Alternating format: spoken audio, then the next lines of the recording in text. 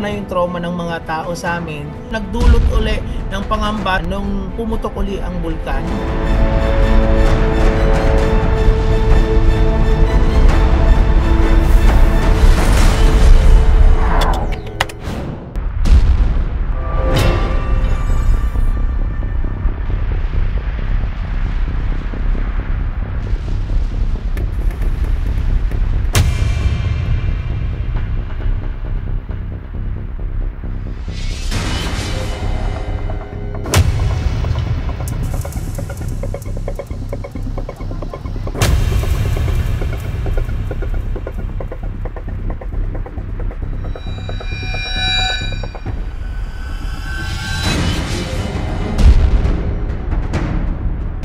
Nagdulot uli ng pangamba sa mga taga-Laurel kaninang umaga nung pumutok uli ang bulkan. Sobra na yung trauma ng mga tao sa amin. Mayroong mga part sa Laurel, sa parting hanggang Agoncillong yan, na mayroong mga kasama na mga asphalt, yung pagputok na yon. Kaya nagdoble ang nandun yung pangamba lalo namin na baka magtuloy-tuloy. Sarili kong sasakyan, talagang makikita mo yung mga paunti-unting mga asphalt na nandoon sa ibabaw ng sasakyan namin.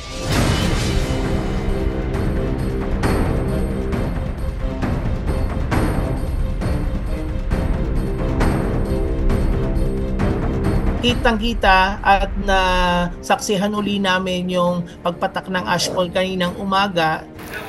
Nagulat na lang ang bawat isa sa amin sa Laurel kasi nagdala ng putik yung pagsabog kaninang umaga. Bandang mga alas 9, alas 10 na yan, nang umula, nagulat na lamang dahil lang ang pag-agos ng tubig na galing sa bubong ay may mga kasamang putik.